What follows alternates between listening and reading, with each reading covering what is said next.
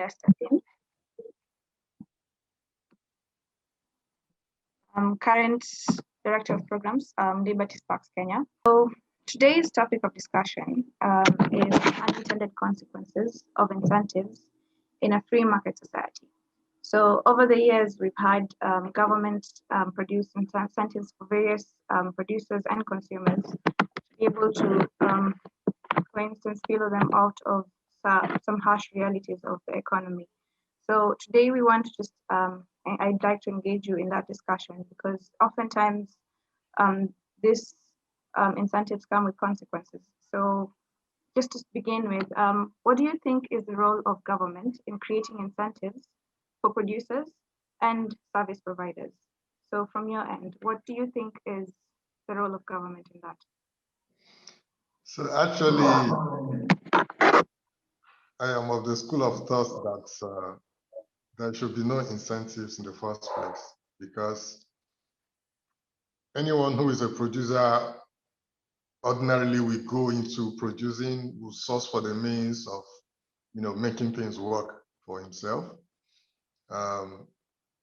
Incentives are part of the society. Incentives have been there in every strata of society.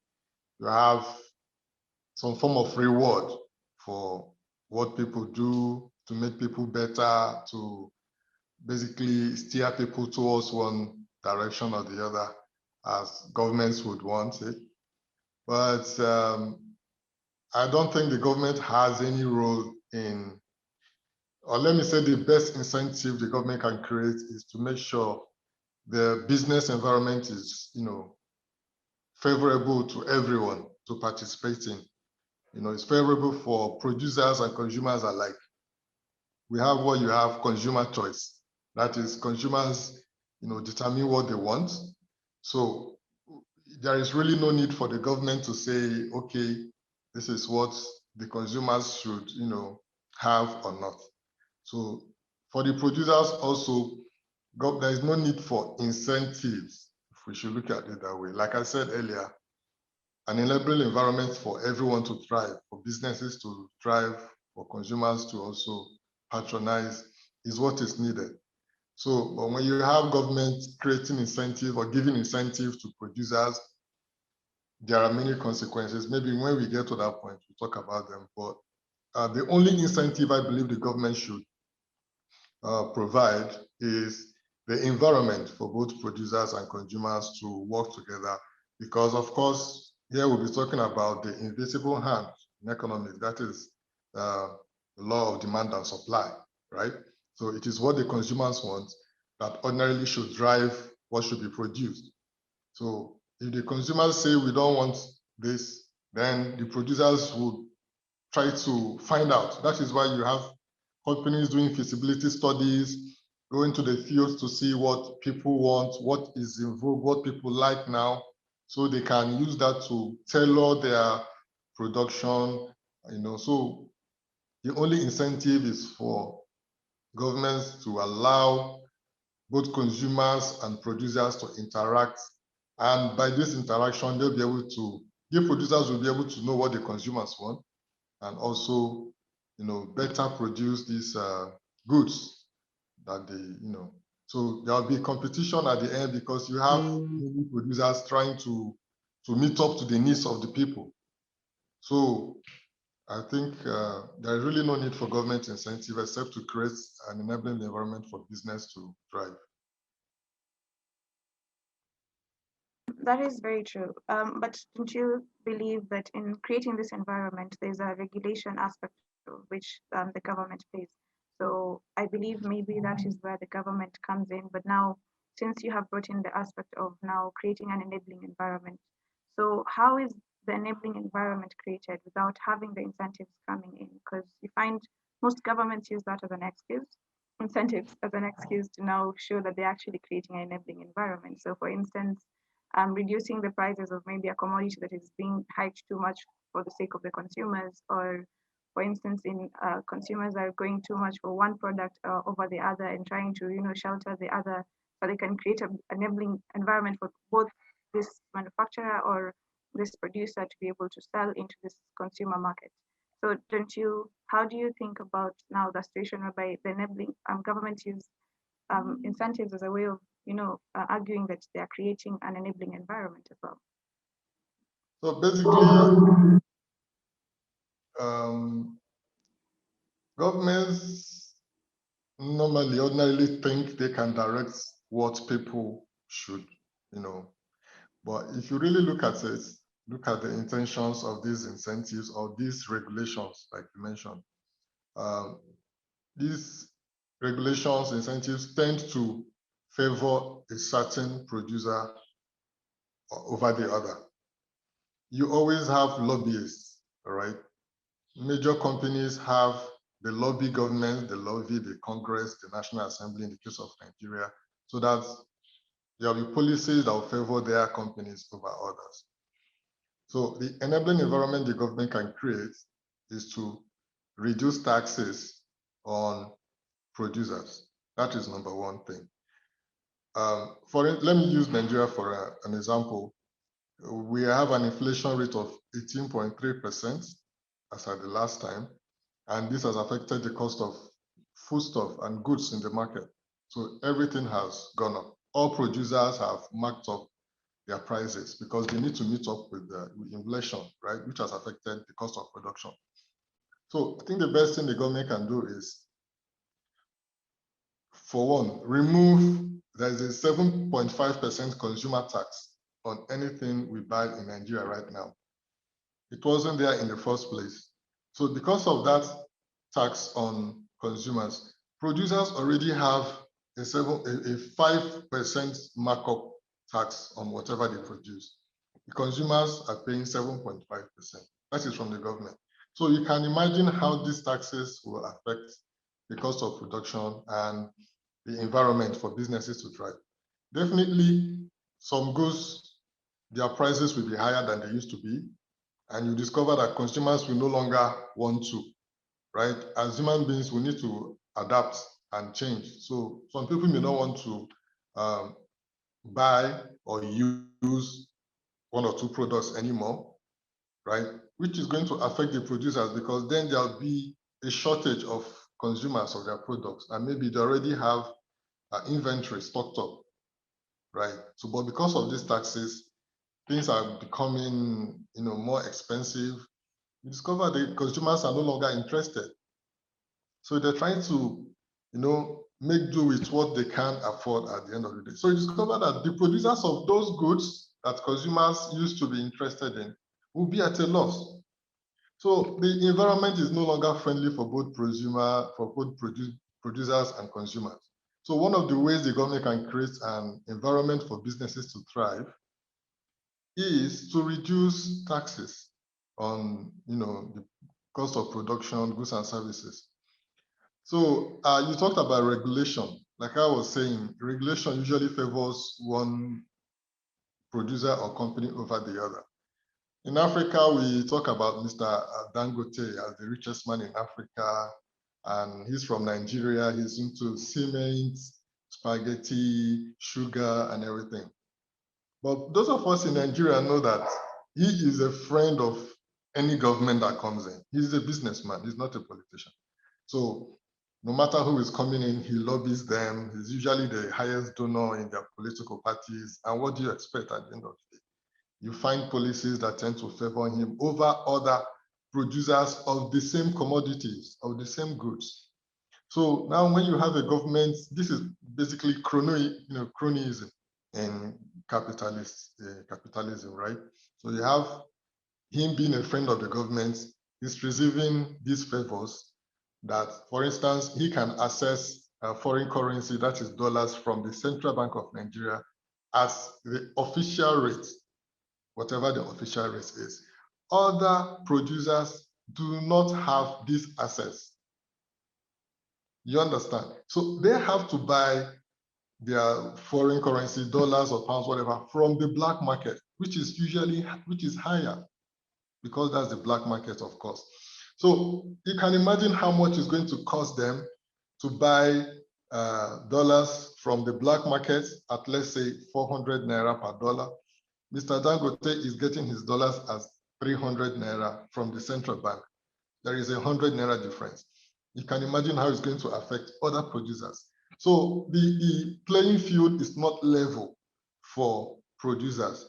So that incentive given to Mr. Dangote, remember that is an incentive now because the government is saying this man is the largest cement producer, sugar producer. We should give him access to foreign currency for his businesses at a lower rate.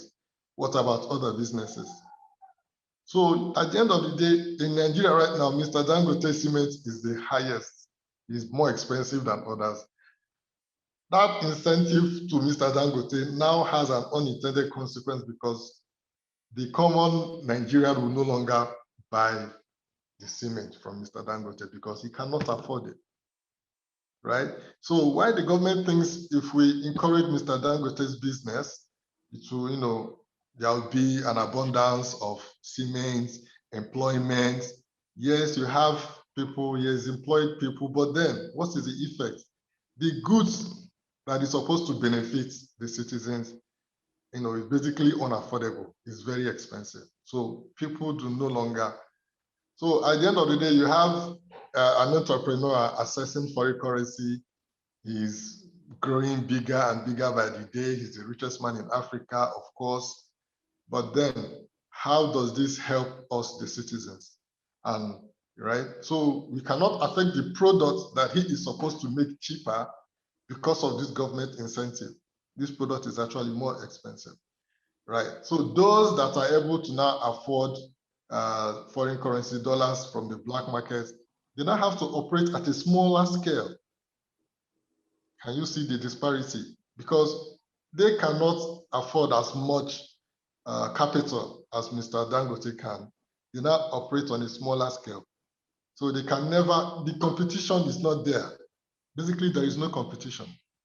So this incentive by the government to have Mr. Dangote access dollars at the official rate from the central bank, whereas there are other competitors who should have the same level playing field to encourage the competition and encourage the best in cement production and other services.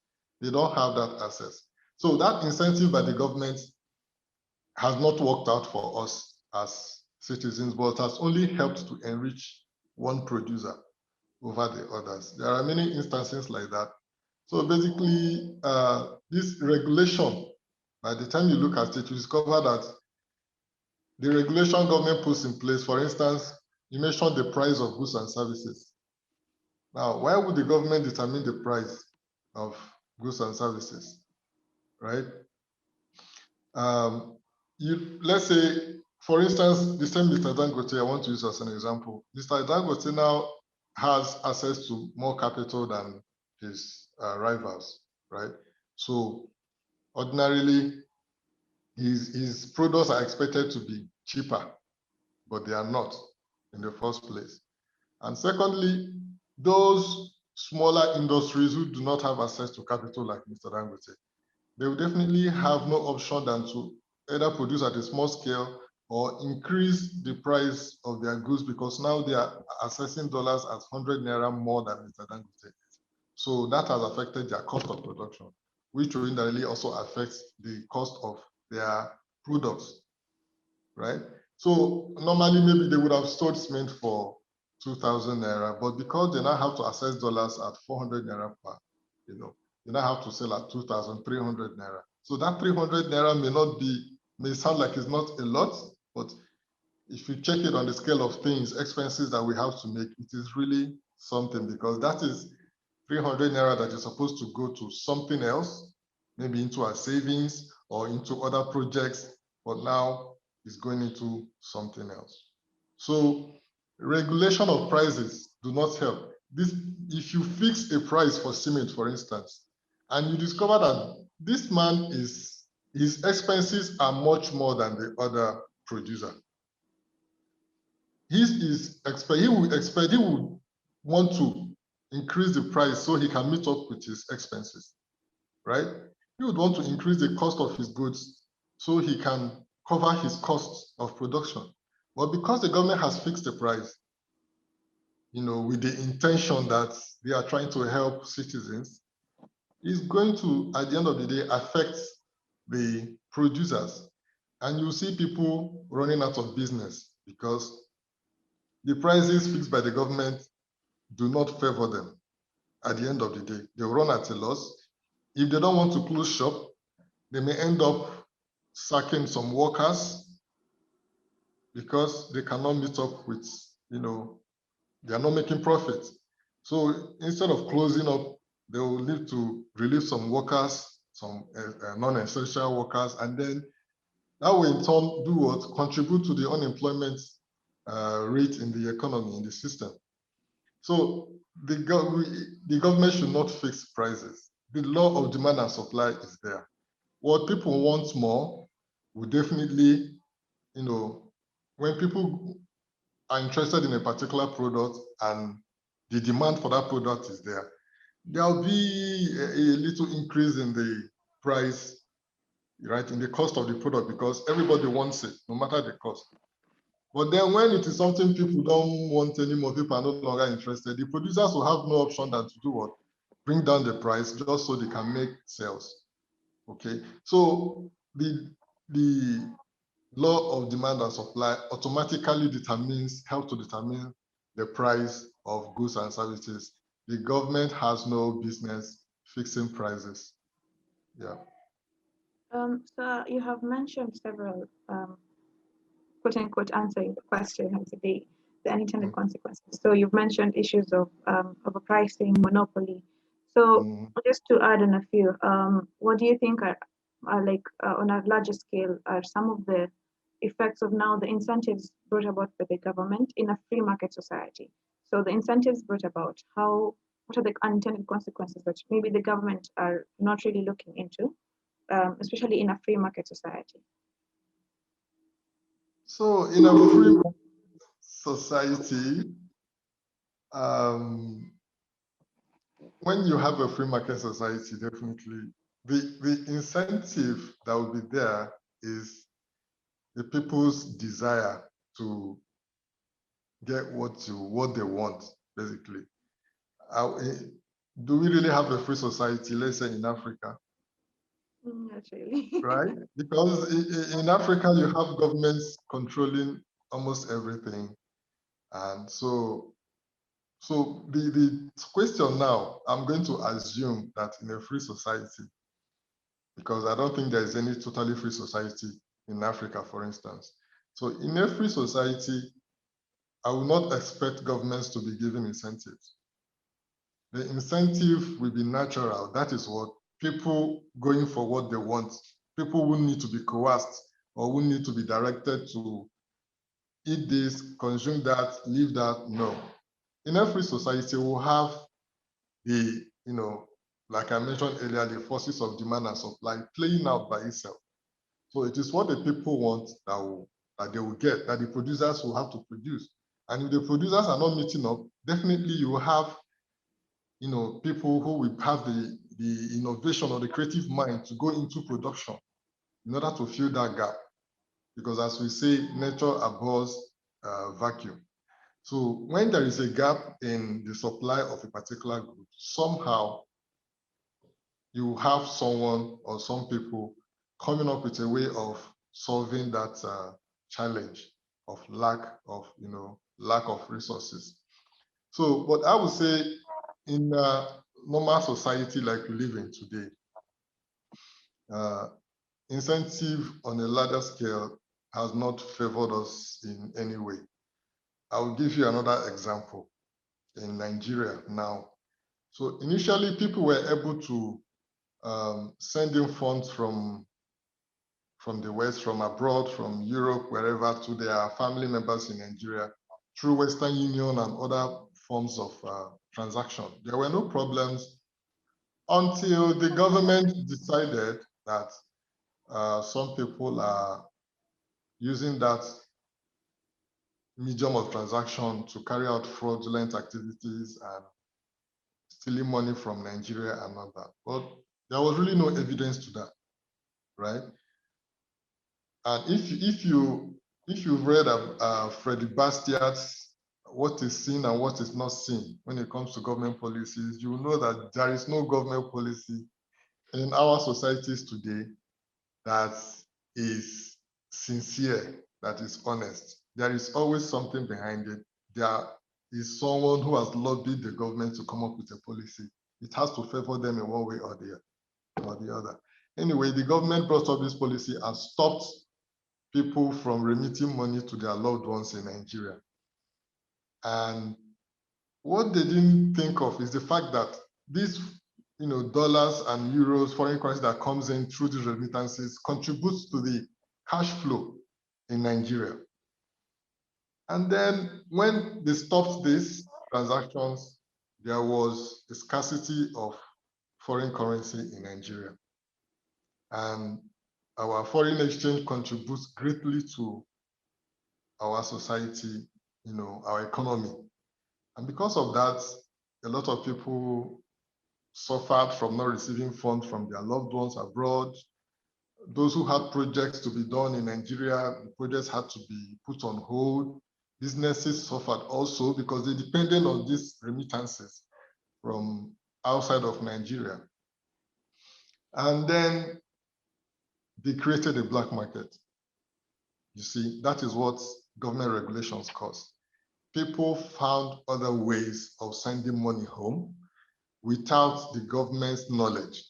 So the government was not able to make profits from all these remittances because ordinarily you send money, you pay some fees, some charges, the government, the banks take their own percentage. So the economy runs on these charges and taxes. But because the government of Nigeria decided that no, these are fraudulent, people said, okay, no problem. We will not pay anymore. We will not send our money through banks. We'll send our money through. So the idea is someone has accounts in a Nigerian bank, but he lives abroad, let's say the US. So he will ask you Naira equivalent. You agree with him now, the government price or whatever. He will ask for the Naira equivalent in Nigeria, and the dollar is given to your family. Your family member abroad gives the dollar to his friend in the US, and then the friends transfers to the person in Nigeria. So the government was on that transaction. And when working, they came up with an incentive, which is still ongoing now. Now, for every dollar you receive, the policy, by the way, so people can now send money. But for every dollar you receive, 5 Naira. For every dollar, incentive to encourage people to start carrying out the same transactions they blocked in the past.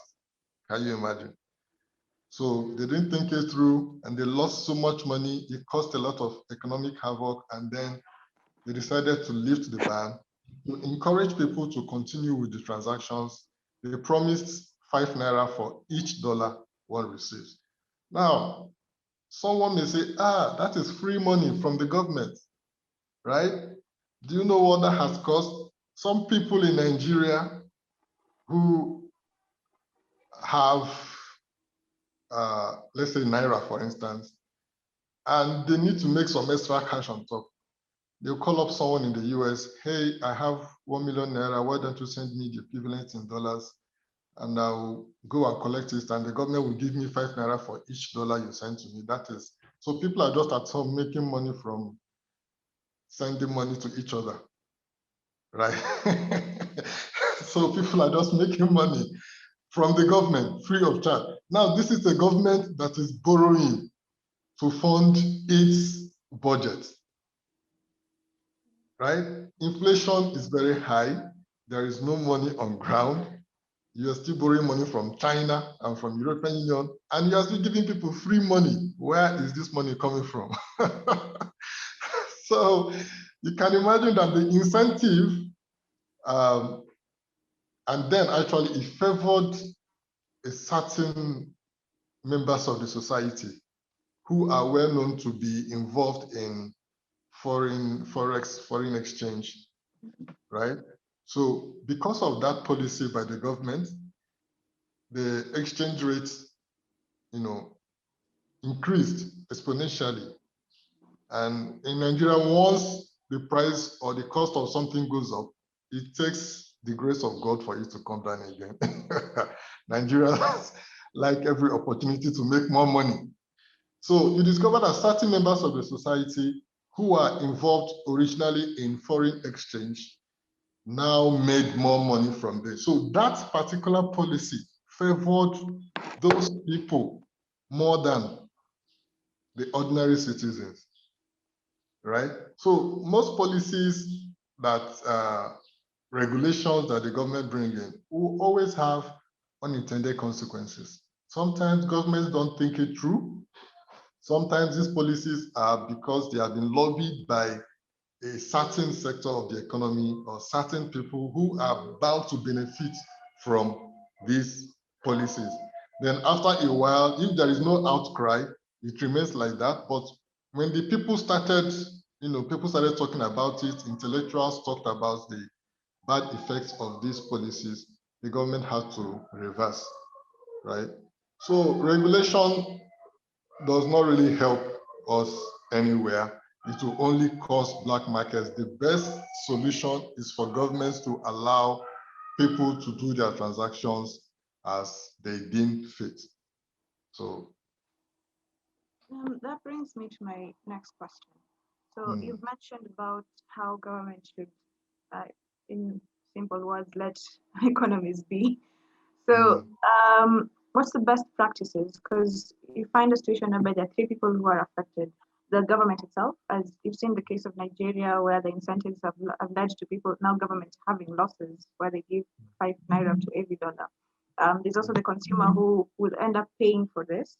And a part of it, also the producer, who at some point will also have to hike their prices, lose customers at some point. And then, and there's also the factor where there's the monopoly also in between for the producers. So, what best practices do you think can go for both the producers, consumers, and the policymakers, so that we can allow a situation whereby there's no need for incentives, but at the same time the economy is able to actually reach its maximum potential, and people actually can say we actually have a free market society in Africa. So, what best practices can you advise for the various people who actually fall in the category of consequences for the incentives? right. So one of the best practices is less government regulations, right? Less government regulations. I also give you an example of Nigeria. So the thing is, in Nigeria now, we are in a kind of I told you so moment because the government of the day has not really helped matters at all. Before this government came into being in 2015, we were talking about free market ideas and some of these things we're talking about today. But people thought we were joking because then Nigeria was freer, more liberal, and we really didn't see the challenges we're facing now. So people thought we're just making noise. So now we are having these policies by this government that, I feel like I'm in North Korea right now, because one of the policies the government put in place last year was to close our borders to international trade.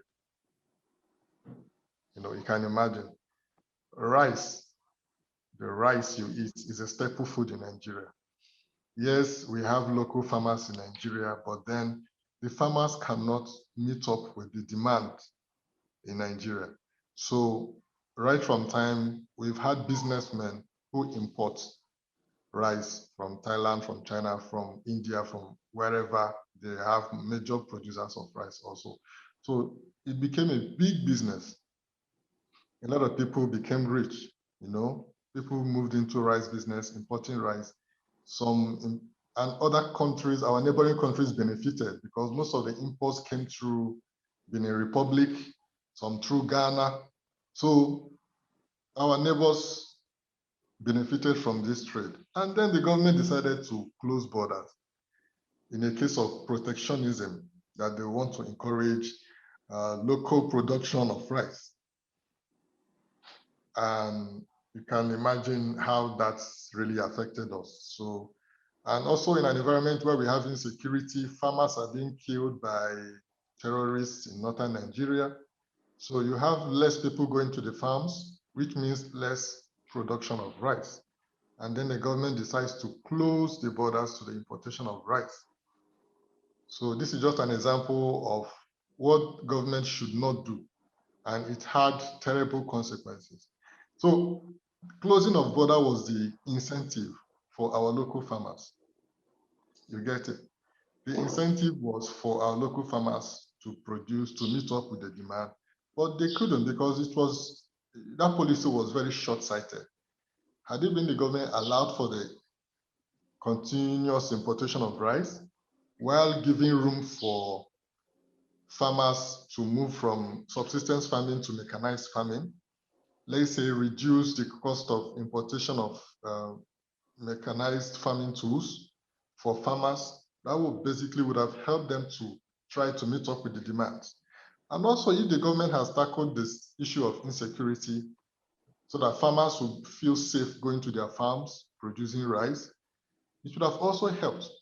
But the government felt, okay, since we are no longer producing as much and other people are benefiting from importing, other countries are benefiting from these imports, from their exports to Nigeria, let's come up with this incentive for our local farmers. We'll stop the importation of rice so they can also benefit. But like I said, it was a very short-sighted policy that affected us, and it increased the cost of rice right now. And like I told you earlier, in Nigeria, what goes up stays up, doesn't come down. So the price of rice skyrocketed and it has remained where it is. It's not coming down. And after over a year, the Nigerian government saw that this policy doesn't make sense. And people were being arrested for importing rice. People were smuggling rice. There was a black market for rice. You can see how an incentive that was supposed to benefit the society, to benefit the local farmers, ended up causing a bigger problem. So you have people going to jail for smuggling rice. These are people that used to be businessmen before that would have brought in the rice legally. The consumers would have bought. We've developed a taste for foreign rice. So just a few people that enjoy the local rice. So, and we love the variety that comes with having a local rice, having the foreign rice, polished rice from Thailand, from China. So but when you want everyone to eat the same thing, just because you want to protect a certain segment of the economy, it's going to have unintended consequences, like I've mentioned to you, smuggling and jailing and all that. So eventually the government lifted the ban on the importation of rice and the economy is booming. The rice business is booming, just that the price remains the same, which is the end result of that policy. The price of rice is still as high as it can be, and Nigerians are not able to afford bags of rice as they used to. We have to buy in cups and maybe half a bag or quarter bag, but anyone who buys a bag of rice now is a big man in Nigeria. He has a lot of money. But this was not the case. So you can imagine how such an incentive ended up causing problems for the economy. So you have producers of rice now with inventory stocks, bags of rice, nobody is buying, except government security agencies, government officials, who of course have endless supply of resources from taxpayers' money to buy this rice. So now rice is even being used to seek political favors. Politicians buy bags of rice and go to their constituencies and share bags of rice to their people, and that is it. That is a project for them. Whereas this used to be something that people could buy at any given time without issues. The point is, the government won't help without incentives, stay off making policies that will affect free transaction. International trade, cross-border trade help. We have what we call comparative advantage. Africa, I know mostly from Rwanda or Tanzania to Kenya exports maize to others. So there is a relationship between East African countries, a certain product, one country and the other. Now imagine it has caused issues in East when Kenya milk to Kenya and people were empty because the cost of milk and all that. Should not national trade way the economy grow without government should have individuals to the funds and have for it, right? There is no reason. If I go and the goods and services there to me, I have what is called consumer. I have the option to go and get what I want. And when the government fixes, people would avoid because there are one people that will say those.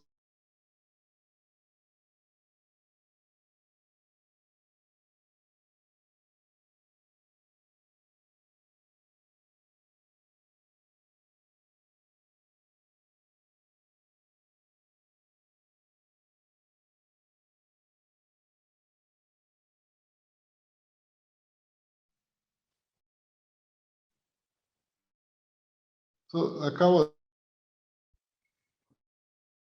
we on? Yes, I can hear you, Emeka. Okay. Fixes prices, who wouldn't be because naturally human beings don't told what to do. Everybody knows for them. You have the government fixing services that wouldn't want that. They will avoid those the government have fixed their. So you have a drop patron products and producers lose out at it. Except where you have government producers, of course, will stress the so much. One can allow the house not fixed prices goods. The market should how much goods and services should what is to. So we should not forget the rule of law. When we talk about the rule, I think doesn't have to do with whatever. It a lot because society in for instance, the courts have been for over 4 months. So when you have a where you cannot even go get redress or whatever legal situation, how in that environment, the justice is strengthened, is not biased, or the influence over you discuss who right. So say which is an issue we are facing right now.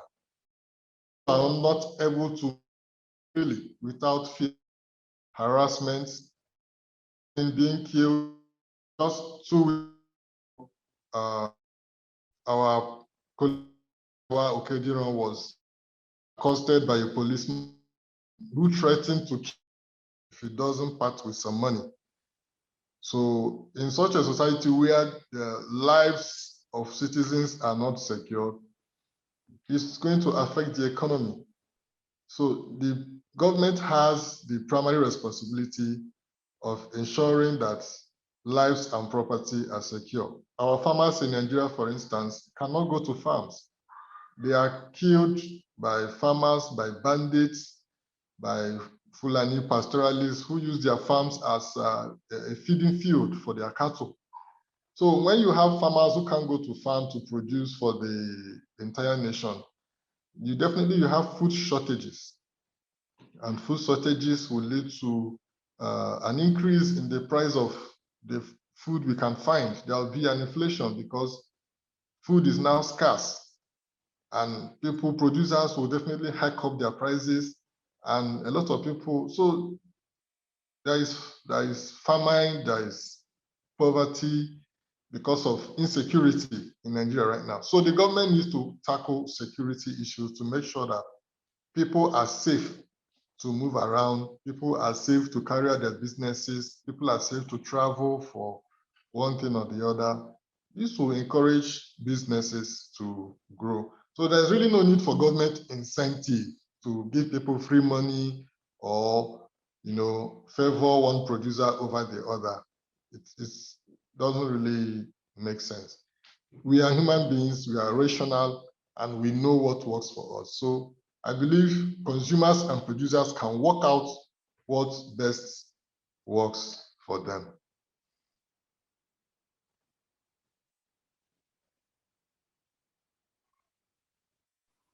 So I appreciate that, the insights also as well, because incentives have been an issue, even including in Kenya, not just Nigeria, I would say. I think it's a problem in Africa, as you mentioned also, because from our end, you find a situation whereby currently there are regulations over something as small as commodities for food, such as we have sweet potatoes here that we use. Most people have been trying to, go healthy and promote local productions as well. But you find now a situation whereby the government is regulating the amount that they're saying that so many people are investing into it, and there's becoming too many people. So now, according to the regulations, they're supposed to try and reduce the number of people who are trying to invest into such. So I do agree with you that we have a long way to go as Africa, and there's so many, especially in our rule of law, because it's the policies that actually create these regulations. It's the policies that create these incentives that hurt one party over the other. There are some few questions that were raised from the audience, and one of them was from Woki in the chat. He asked, are there good incentives? So we've discussed how incentives have always put hitches over and over again, but are there any good incentives? Is there any good that comes from some incentives? Let me just say all, but yeah, some incentives. Can we say there is some good to some incentives, and which one? Yes, like I mentioned, a good incentive would be a reduction in taxes. A reduction in taxes. For instance, Nigerians travel to Dubai and Arab Emirates to import, to bring in some clothes, perfumes, all that. And young school leavers saw that as a very viable market. So they save up some money, travel to Dubai, which is cheaper than traveling to Europe or US, and it's easier to get a visa anyway. Nigerians are very business minded. So travel to Turkey, to Dubai, and get those things, and they make money. So people were becoming, less dependent on governments and all that. And then all of a sudden, the Nigerian government came up with an increase in taxation for things you have with you if they're in commercial quantity. Let's say I travel to Kenya and I buy some things from Kenya. So if it is more than 10, therefore it is in commercial quantity, you have to pay a certain price. And this affected the market. And people just dropped out of it, just a few people who can cope with that. So there is a good incentive, and that would be reduction in taxes for people to be able to do businesses. Because listen, when there's a reduction in taxes, people make more money. They tend to invest in other things also, right? But when you have these taxes on businesses, you will find out that people will find it difficult to move on to other businesses because they are stuck with this business because of the high taxes they're paying. They are not able to save more to do other things. So they're not able to save more, to invest more in the economy. But if we have a reduction in taxes, people make their businesses, you discover that they invest in other sectors also. So the money also goes into the system. So yes, there are good incentives. Like I said, reduction in taxes is one of them, which will help the economy thrive. And I think just to add on also what you've said, you mentioned the issue of the rule of law, and you find that most of the times, despite the government not, we all want the government not to be a part of everything, like hands off. But you find a situation whereby if the rule of law is actually not upheld, then issues of insecurity arise, issues of people even carrying guns to be able to stop other people from producing. And if the rule of law is actually upheld and governments are able to um, ensure that policies that actually allow free trade or market systems to actually be able to move on their own, then yes, those are such good incentives. Rule of law is an incentive also because it Definitely. allows such escalation. Also from Mr. Glenn Boyer, he asks, what got you interested in free markets and what tools, books, or websites do you recommend to newcomers to these ideas from your experience? Okay. When I started,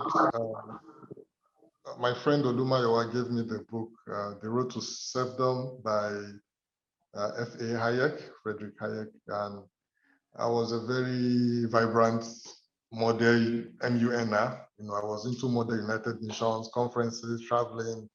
But my first time to Kenya I came for a Model United conference at USIU. And, so after that conference, I met Mayowa, he gave me the book. So it was totally different from what I was used to. Because I was used to calling on governments to do this, government to do that. But the book F.A. Hayek actually made me realize that citizens also have the power. You don't always have to look at the government, The people in government are still people like us. They used to be just citizens, and then they got elevated a bit. And then how come all of a sudden they have all the power, right? So I started seeing things from a different perspective. Started believing in citizen power, people power, and I believe that we have the solution. We don't have to always look up to the government or depend on them, because when you give government so much power, they take it and keep those power for themselves and for their cronies, right? Some policies in Nigeria are made for the masses, but not for the politicians. So the politicians enjoy certain favors, the masses don't. So that was how I started with him, and then I joined Students for Liberty as a charter teams leader then. So, and eventually I trained with some of my colleagues. That was when the local coordinator program started. We were charter teams members and then local coordinators. I became the first chairperson of the African Executive Board, eventually became the African Programs Associate, where I was able to train local coordinators across Africa. And I also developed the first Afrocentric curriculum for our trainings in Africa, because we were reading books from F.A. Hayek and Bastiat and all that. But people in Africa will say, who are these people? They are talking about America. Who is Tom Palmer? What is our business with America? We want Africa to be better. How can we do this in Africa? So I had to look inwards, reached out to some of our libertarians in Africa, Professor George Ayiti, the guys at Imani Ghana, the guys in Kenya, Alex Ndungu and Mike Rotich. So all their articles and all their books, we had to bring them together to teach our local coordinators about these ideas and how it affects Africa. So not just from a European point of view. So eventually my time with Students for Liberty was up, and I founded GACLI Nigeria, and I've continued what I'm doing. So I am so happy and passionate about free markets. I believe there is nothing better than a free society, really. This is not, I was not brainwashed. I moved from being a socialist to being a free market advocate. So I understand both worlds. And right now we are having a socialist moment in Nigeria. So I'm happy to be a libertarian, so a free market advocate, because it helps me understand things better in a different perspective. I recommend Henry Hazlitt. Frederick Bastiat is my #1 author of libertarian ideas, because for me, I found Hayek so thespian, very, very big intellectual and all that. But Bastiat has a way of breaking down ideas. Henry Hazlitt also, so you can actually read and understand and picture the ideas in your head in relation to your country. Yeah, so I recommend Frederick Bastiat, Henry Hazlitt. Maybe as you grow, you move on to Frederick Hayek, Mises, and so, yeah. I believe some of us have a library full to to go read now. Thank you for the recommendations. Thank you. So one more question from Mr. Mugabe, and if anyone else has any questions, feel free to use the question and answer part, or you can also type it in the question box, in the chat box, sorry. So Mr. Mugabe asks, which tools can government apply in a crisis like COVID-19 outbreak or war to keep the economy healthy? Mr. Mugabe, that's a very, very good question. We have eliminated incentives. I didn't, during the COVID period,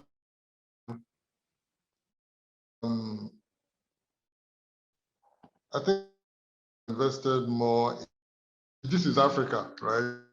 The health sector, because people needed.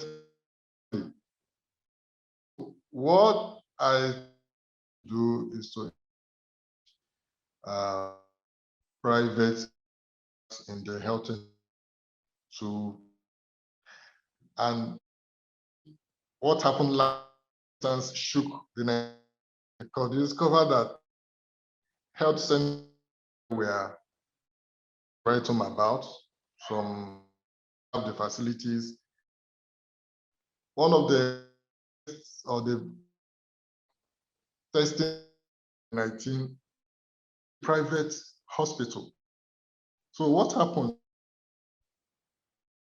for government be defined in government institutions to bring in its testing materials and everything, and they were at the front testing of COVID.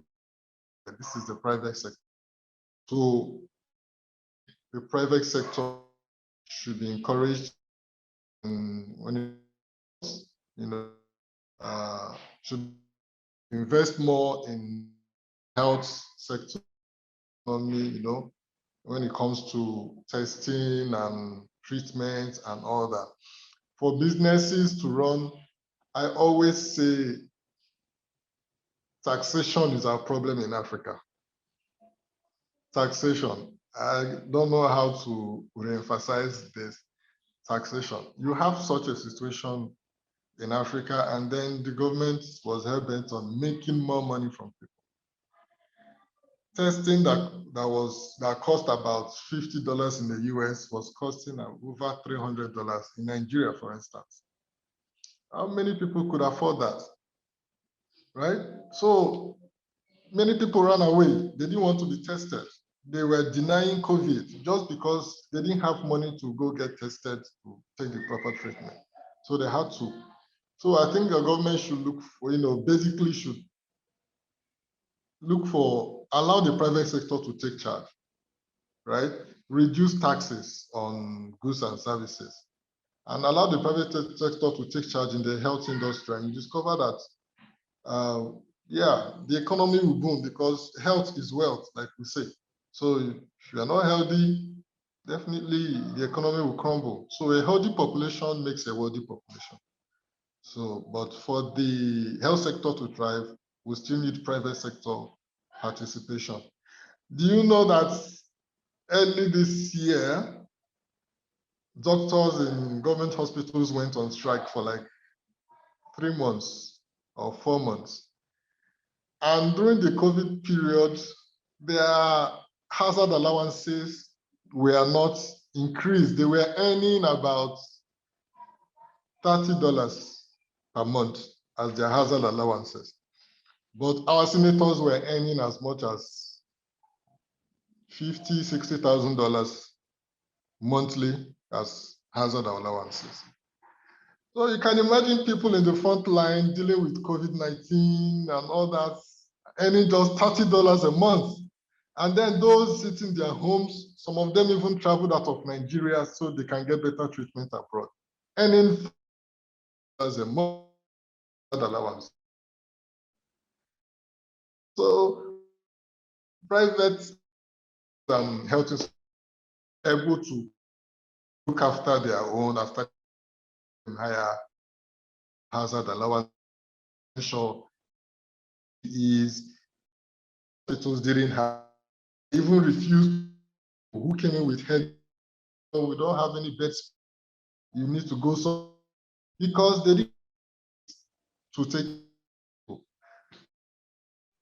government try and stay human. So let the private handle the and taxes close to high heavens. That is very, very true. So I hope the question is answered to you, Mr. Mukabi. So one more question from Mr. George Justice, and he speaks of Uganda situation, and he says government in Uganda is intervening in prices, hiking to COVID-related materials. So what will be the best way to handle this? I think this is in terms of we stated that citizens also have a responsibility. So how is the best way to handle such a situation? Again with the question. Sorry, let me repeat that. He says government in Uganda is intervening in prices hiking due to COVID-related materials, especially for COVID-related materials, sorry. What will be the best way to handle this? You know, the government should not prices. Like we, you know, our governments unfortunately do not understand consumer choice. Consumer choice. So the best thing is to, for instance, when we had the issue in Nigeria, we had people, medical professionals, actually doctors and other, who were able to import like face masks and other things, PPEs from China and other countries, right? So they sold them at their prices, and because people were allowed to invest in, because COVID was basically a business for a lot of people. Even though it was a deadly disease and a deadly era, it also provided an opportunity for people to move into the business, right? So a lot of people started importing materials like that. So, and remember, when you have an abundance of goods and services, the price drops because what you can get from this man, you can get from the next man. So if this man doesn't reduce his price, the next man surely will. Everybody wants to make profits, no matter how small, so they can continue the business. So if there is a hike in COVID materials in Uganda, the question will be, is there a monopoly as regards importation or production of these materials in Uganda? Because when you have a monopoly like that, then these people want to profit from it. But when you have a situation whereby those who are, many people are able to invest in the same business, import these materials, definitely the price will crash. Initially, yes, we had gloves became so expensive, face masks became so expensive, hand sanitizers were sold for as high as $3, $4, no, $10, $20 actually. Whereas these things sold for $1, $2 before, but because of the COVID, hand sanitizers, increased, the prices increased to $20 and above, $10, $20. And the government tried to intervene. Do you know what happened? When the government intervened, those with hand sanitizers, the producers, they locked up their wares.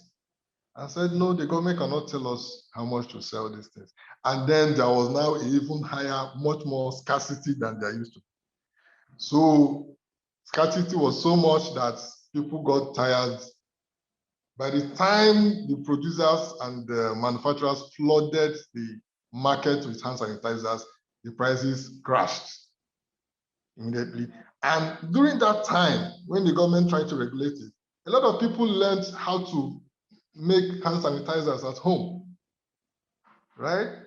People started, we found a lot of, products, hand sanitizers, alcohol-based everywhere, and automatically the price crashed. So when people are allowed to invest in businesses, when there is no monopoly or a cabal of just certain people in a particular business, there will be no hike in price and there will be no need for the government to intervene. So if the government can allow people, open the borders, allow people to import these materials, I believe the prices will crash in Uganda.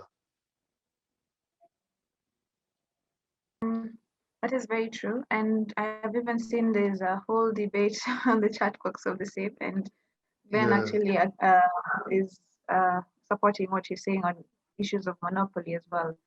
So I do believe that government isn't supposed to always be in charge of everything. Power is to the people. We always say that.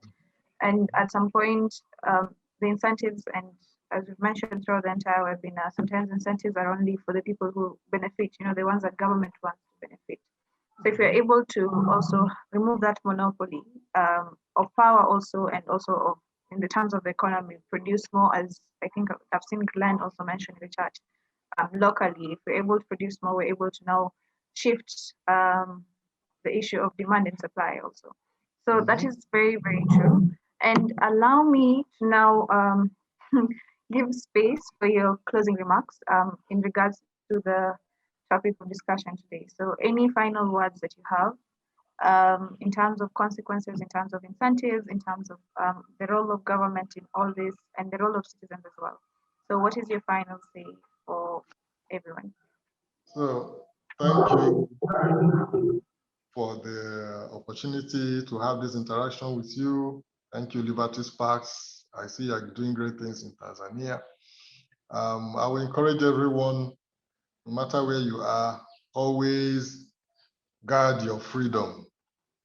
Always guard your freedom. So do not think giving the government too much power, the government must do this, must do that, must regulate this, regulate that. The government would end up taking away other freedoms from you. So instead of looking for government solutions to problems, we should also look for creative ways of solving those problems as citizens, right? Like I mentioned, the issue of hand sanitizers. We had major producers and importers, and then when they hiked up the prices, what they call price gouging, and it was no longer affordable, citizens were angry, and it led to people, moving into production of hand sanitizers locally, and it crashed the market, and hand sanitizer has gone back to its original price now. Everyone has hand sanitizer, everyone. So we should always look at citizens' solutions to problems, not always government to problems. So incentives, no matter how honest they seem to be, we should always look at what is behind it. Who is lobbying the government? What does the government tend to achieve from this policy? So we should always learn to question government policies. Some people say the law is the law, therefore we must obey the law. No. What is the motive behind this law? Always question the law. Always find out the motive behind the law. So I think, like Moki asked, are there good incentives? Yes, there are good incentives, and that includes reduction of taxes, or upholding the rule of law and security of citizens' rights and liberty. So thank you everyone once again for this opportunity. I hope to have another discussion with you guys soon. Thank you very much, Mr. Emeka. It's been a very insightful discussion and also a very interesting conversation in the chat box as well. So I am glad that everyone was able to engage, and we are so grateful for taking your time to be able to engage us also in this discussion and share your insights on the same, and also the recommendations of the books as well. I think everyone has something to go read from here. So from my end, I would like to say thank you first to you for gracing us with your time. To the attendees today, thank you for taking your time to also be part of us and for your questions and your comments as well. Don't forget to sign up for our next webinar, which will be on digital currencies and fintech and what it means for Africa. That means we have to also follow our social medias to be able to get the links to this. So Liberty Sparks on Facebook, Liberty Sparks on Instagram, and Liberty Sparks as well on our website. We'll also be able to post this discussion that we've had today for our review. So if anyone has missed it or you want to engage someone on the same discussion outside of this webinar, feel free to visit our website on the same. Thank you very much, everyone. And I will now by the power vested in me, be able to say have a lovely evening and do not forget to engage with us more from here. Thank you very much.